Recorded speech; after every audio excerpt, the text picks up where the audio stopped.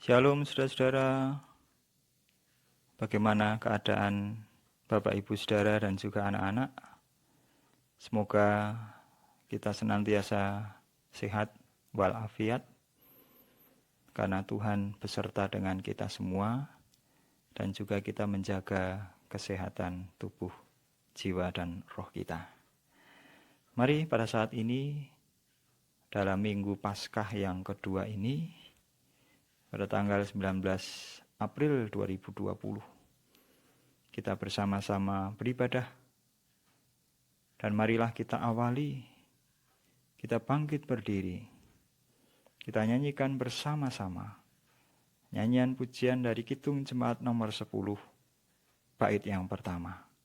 Kidung Jemaat nomor 10, bait yang pertama, kita nyanyikan dengan bangkit berdiri. Pujilah Tuhan Sang Raja yang Maha Mulia.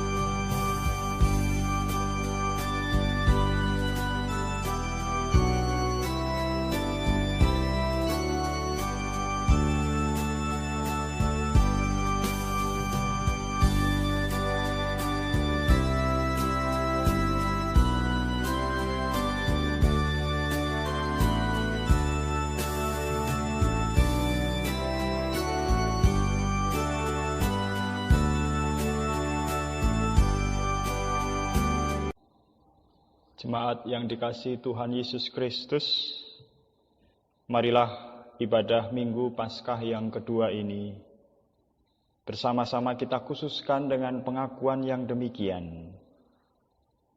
Tuhan Allah Sang Pencipta langit dan bumi adalah sumber pertolongan kita. Kasih karunia dan damai sejahtera dari Allah Bapa kita dan Tuhan Yesus Kristus bersama dengan persekutuan Roh Kudus menyertai kita semua. Amin.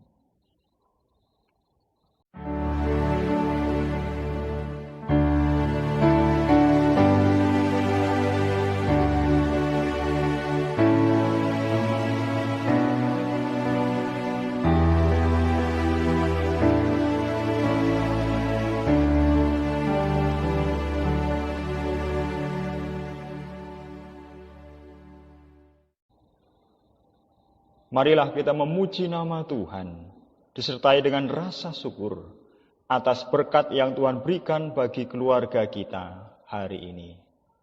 Mari kita bersama-sama memuji memuliakan nama Tuhan dari Kidung Jemaat nomor 4. Kidung Jemaat nomor 4, kita nyanyikan bait 1 dan 2. Hai mari sembah.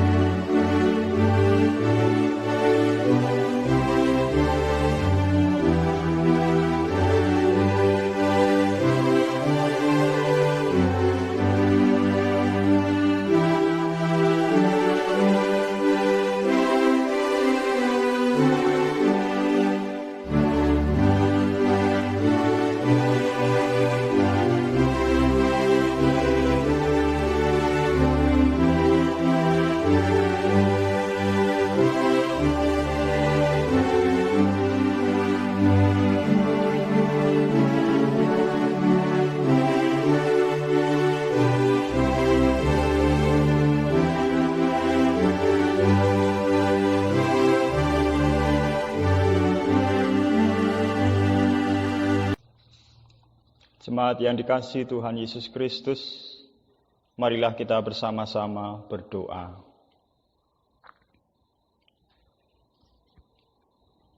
Kami bersyukur Tuhan, sebab kasih karunia-Mu memanggil kami semua untuk bersekutu dalam ibadah Minggu Paskah yang kedua di rumah kami masing-masing. Sebelum kami lanjutkan ibadah ini, kami mengakui dosa dan kesalahan kami, bahwa kami belum bisa mengasihi Tuhan dengan segenap hati, segenap jiwa, dan dengan segenap akal budi kami, sebagai hukum yang terutama dan yang pertama. Demikian juga hukum yang kedua yang sama dengan itu juga belum bisa kami lakukan, mengasihi sesama manusia seperti diri kami sendiri. Ampunilah dosa dan kesalahan kami ya Tuhan, sebab padamu ada keselamatan dan kehidupan yang kekal. Amin. Saudara yang dikasihi Tuhan Yesus Kristus, dengan rasa syukur, marilah kita perhatikan dan kita terima bersama-sama pembacaan berita anugerah firman Tuhan di dalam Ibrani pasal 11 ayat 1. Ibrani pasal 11 ayat 1 yang demikian bunyinya. Iman adalah dasar dari segala sesuatu yang kita harapkan dan bukti dari segala sesuatu yang tidak kita lihat. Kita menerima juga petunjuk hidup baru yang bacaannya diambil dari Ibrani pasal 12 ayat 1 sampai 3. Ibrani 12 ayat 1 sampai 3 yang demikian bunyinya. Karena kita mempunyai banyak saksi, bagaikan awan yang mengelilingi kita, marilah kita menanggalkan semua beban dan dosa yang begitu merintangi kita, dan berlomba dengan tekun dalam perlombaan yang diwajibkan bagi kita. Marilah kita melakukannya dengan mata yang tertuju kepada Yesus, yang memimpin kita dalam iman, dan yang membawa iman kita itu kepada kesempurnaannya, yang dengan mengabaikan kehinaan, tekun memikul salib, ganti sukacita yang disediakan bagi Dia, yang sekarang duduk di sebelah kanan tahta Allah. Ingatlah selalu akan Dia, yang tekun menanggung bantahan yang sehebat itu terhadap dirinya dari pihak orang-orang berdosa, supaya jangan kamu menjadi lemah dan putus asa. Demikian berita anugerah dan petunjuk hidup baru dari Tuhan. Syukur kepada Allah. Mari kita bersama-sama menyanyikan nyanyian kesanggupan dari Kidung Jemaat nomor 387. Kidung Jemaat nomor 387, kita nyanyikan bait 1 sampai dengan bait yang ketiga dan dilanjutkan bait yang kelima. Ku heran Allah mau memberi.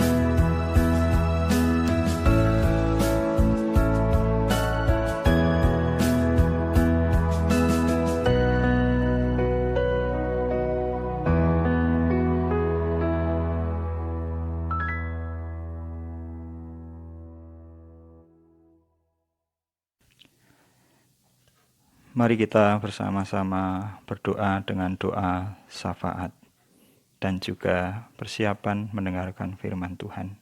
Mari kita berdoa. Ya Tuhan Allah Bapa yang Maha Pengasih dan Penyayang, Allah yang senantiasa mengasihi dan memelihara kehidupan kami.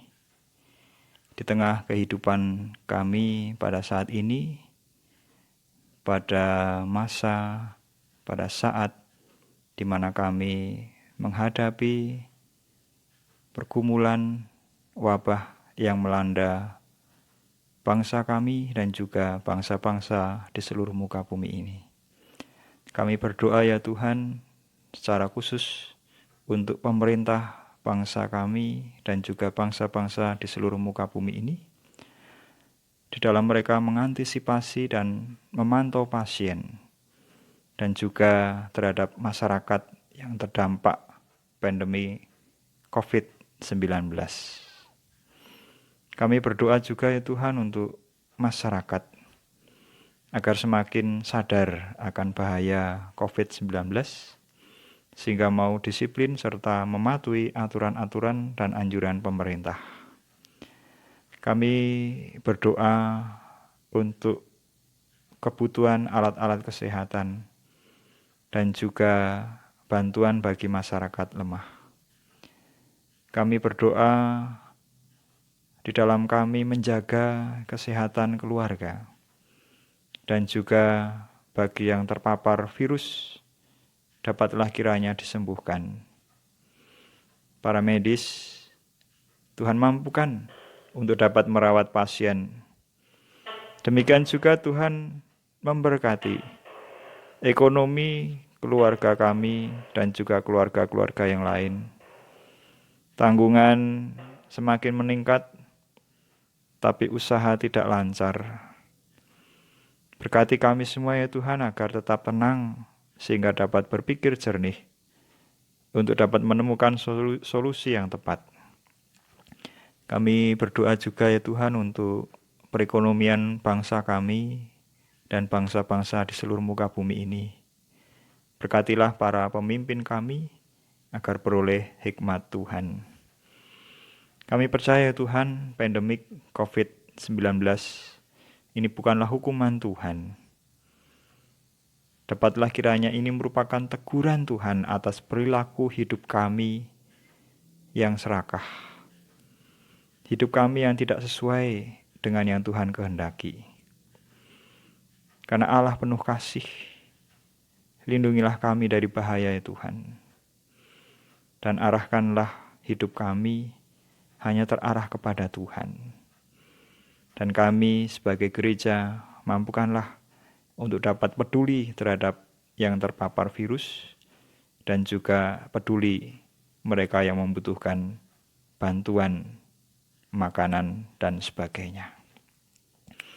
Pada saat ini Tuhan kami hendak merenungkan firman Tuhan.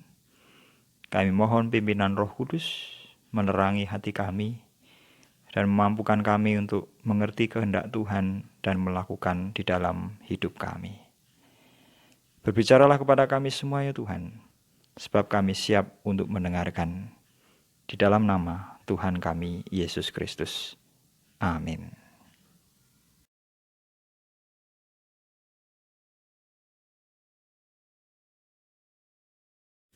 Jemaat yang dikasihi Tuhan Yesus Kristus, adapun bacaan firman Tuhan yang akan kita renungkan bersama-sama pada saat ini diambil dari Injil menurut kesaksian Yohanes.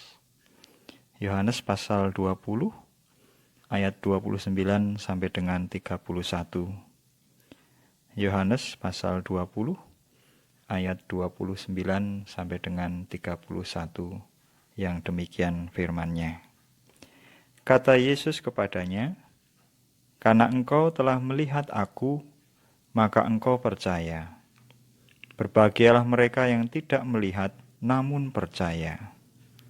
Memang masih banyak tanda lain yang dibuat Yesus di depan mata murid-muridnya yang tidak tercatat dalam kitab ini. Tetapi semua yang tercantum di sini telah dicatat, supaya kamu percaya bahwa Yesuslah Mesias, anak Allah, dan supaya kamu oleh imanmu memperoleh hidup dalam namanya. Demikian Injil Yesus Kristus. Yang berbahagia adalah setiap orang yang mendengar firman Tuhan dan yang mau merenungkan. Haleluya, amin. Bapak Ibu, saudara yang dikasihi Tuhan Yesus Kristus, serta anak-anak yang dikasihi Tuhan Yesus Kristus. Tema yang menjadi perenungan kita adalah Aku percaya, maka aku bersaksi. Aku percaya, maka aku bersaksi. Ketika bangsa Indonesia berjuang untuk menggapai kemerdekaan, salah satu cerita yang menarik adalah cerita mengenai bambu runcing. Cobalah kita bertanya kepada anak-anak, atau ketika kita sendiri sebagai orang tua, ditanya oleh anak-anak mengenai senjata apa yang dipakai para pejuang kemerdekaan. Hampir dapat dipastikan semua akan menjawab bambu runcing. Ya, suatu senjata legendaris untuk melawan bangsa penjajah yang menggunakan persenjataan berat. Cerita tentang bambu runcing ini berhasil membuat kita, orang banyak, tidak lagi mempertanyakan tentang bentuk bambu runcingnya itu yang bagaimana, sehingga dapat dipakai untuk mengusir penjajah. Dan juga bagaimana cara melawan penjajah yang menggunakan senjata senapan dan artileri kelas berat hanya dengan bambu runcing. Secara logika atau akal sehat, sulit dipahami kalau senjata sederhana ini bisa memberikan perlawanan berarti terhadap persenjataan modern para penjajah. Namun kita percaya pada cerita bambu runcing ini walaupun tidak dapat dinalar. Di balik segala kemustahilan dalam perspektif masa sekarang, cerita bambu runcing memiliki pesan dari masa ke masa. Masa perjuangan kemerdekaan ke masa kini dan masa yang akan datang. Menjadi pengingat akan arti sebuah perjuangan. Bukan hal bambu runcing yang membunuh penjajah, tetapi lebih kepada sebuah semangat yang membara untuk memperjuangkan kemerdekaan yang dihidupi oleh para pejuang. Bambu runcing adalah sebuah penghayatan mengenai perjuangan manusia. Ibu bapak, saudara-saudari, serta anak-anak yang dikasihi Tuhan Yesus Kristus, murid-murid Tuhan Yesus diutus untuk menjadi saksi kebangkitannya. Kesaksian yang bagaimanakah? Apakah seperti Petrus yang berkhotbah kepada banyak orang, sehingga 3.000 orang bertobat mengikut Kristus? Mungkin kita langsung menjawab, saya tidak bisa seperti Petrus itu. Tetapi, tahukah kita bahwa ketika Petrus berkhotbah, ia menceritakan kembali pengalamannya dan murid-murid lain hidup bersama Yesus Kristus. Dan bukan sekedar cerita biasa, sekedar sejarah masa lalu, melainkan hasil dari olah iman yang mengubah hidup Petrus dan para murid lainnya. Cerita mengenai Tuhan Yesus yang memiliki kuasa untuk menyapa orang-orang lain pada masanya. Dalam Injil Yohanes, penulis menekankan pada pentingnya penghayatan iman dalam perjumpaan dengan Tuhan Yesus. Alkitab bukan sekedar buku sejarah, melainkan catatan yang harus dibaca dengan olah iman. Oleh karena itu, perkataan Tuhan Yesus kepada Thomas dalam ayat 29, "Karena engkau telah melihat aku, maka engkau percaya." Ini pernyataan khusus untuk Thomas. Karena Tuhan Yesus mengenal dengan baik siapa Thomas pada masa lalu. Sedangkan perkataan selanjutnya, "Berbahagialah mereka yang tidak melihat namun percaya." Nah, ini adalah pesan untuk kita di masa kini dan yang akan datang. Bahwa relasi, hubungan, perjumpaan kita dengan Tuhan itu ada dalam realitas keadaan kehidupan sehari-hari. Iman memampukan orang-orang percaya untuk melihat Allah bukan dalam sejarah, melainkan melihat Allah yang ada dan berkarya dalam sejarah hidup manusia, termasuk dalam tragedi hidup manusia, seperti yang sedang dihadapi umat manusia sedunia saat ini, yaitu tragedi akibat pandemi COVID-19. Iman membangun pemahaman orang beriman untuk tetap bersemangat dan berjuang sampai pada akhirnya menghayati penyertaan Allah. Jadi penghayatan iman orang percaya adalah Allah yang tetap menyertai kita selama-lamanya. Pada bagian inilah kesaksian yang berlandaskan penghayatan iman akan memiliki kuasa untuk menyapa sesama. Yaitu ketika iman yang kita bagikan adalah yang kita hayati dan percayai berdasarkan pengalaman iman kita, bukan kata orang lain. Bagaimana dengan kita sebagai gereja? Semoga gereja-gereja di masa wabah ini bukan hanya asik mengurusi kegiatan-kegiatan ibadah dan pembinaan online saja, yang memang sangat penting, tetapi juga masing-masing jemaat mempunyai gerakan-gerakan diakonia ke masyarakat yang juga sama pentingnya. Sebab ini adalah tugas pewartaan keselamatan. Diakonia adalah roh gereja. Persekutuan Gereja-Gereja Indonesia sudah menyerukan modal diakonia berbasis keluarga. Marilah saudara-saudara dan saya mendukung dan mendorong agar kita masing-masing melakukan ini. Setiap keluarga di tengah jemaat kita adalah berbagi dengan tetangga-tetangga atau orang-orang lain yang membutuhkan. Entah berbagi makanan, minuman, bahan pokok, uang, masker, hand sanitizer, atau apapun yang dibutuhkan bersama di masa wabah ini. Ini menjadi pengalaman iman kita, bahwa kita telah memberi tempat bagi Tuhan berkarya di tengah masyarakat. Ini menjadi pewartaan keselamatan yang tidak bisa dibantah. Mari umat Kristen, mari gereja, saatnya untuk bangkit dan menjadi berkat. Selamat bersaksi karena percaya. Amin. Saat teduh untuk kita semua.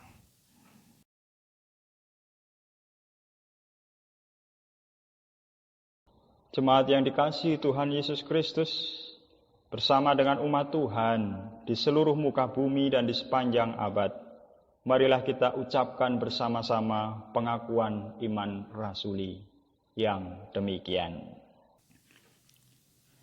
Aku percaya kepada Allah, Bapa yang Maha Kuasa, Khalik langit dan bumi, dan kepada Yesus Kristus, anaknya yang tunggal Tuhan kita, yang dikandung daripada Roh Kudus, lahir dari anak darah Maria, yang menderita di bawah pemerintahan Pontius Pilatus, disalibkan, mati dan dikuburkan, turun ke dalam kerajaan maut.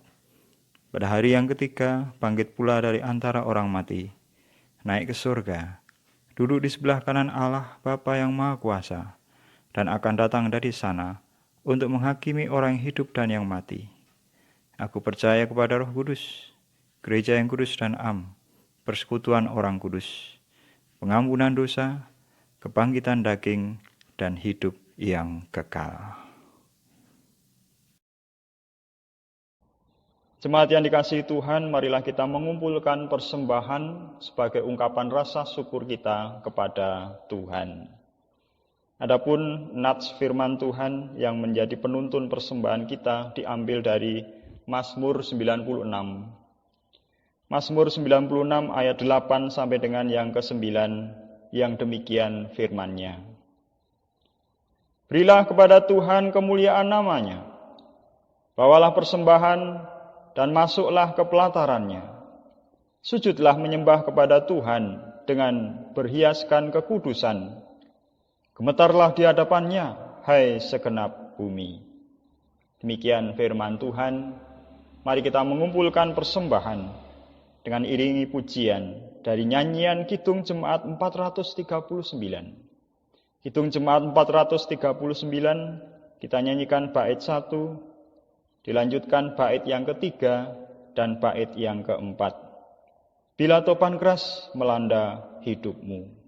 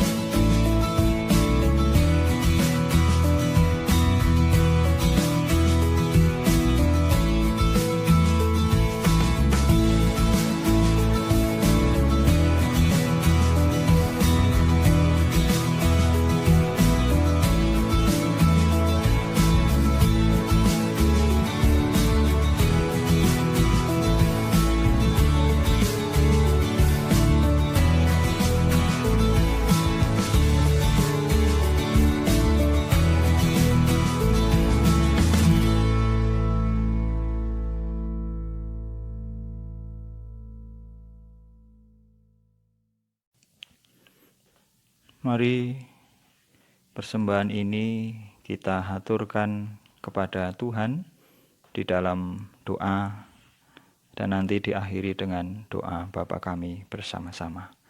Mari kita berdoa. Kami mengucap syukur ya Tuhan untuk berkat anugerah Tuhan yang Tuhan limpahkan dalam kehidupan kami sehingga mencukupi kebutuhan hidup kami. Bahkan Tuhan berkenan memakai kami semua untuk dapat memberkati yang lainnya. Inilah Tuhan sebagian dari berkat Tuhan yang kami kumpulkan sebagai ucapan syukur kami atas anugerah dan berkat Tuhan. Terimalah persembahan ini ya Tuhan, dan mampukanlah kami semua untuk dapat mempersembahkan hidup kami sebagai persembahan yang kudus dan yang berkenan di hadapan Tuhan. Setelah ibadah ini ya Tuhan, kami hendak kembali menjalankan aktivitas kehidupan kami dan juga kebersamaan kami dengan yang lainnya.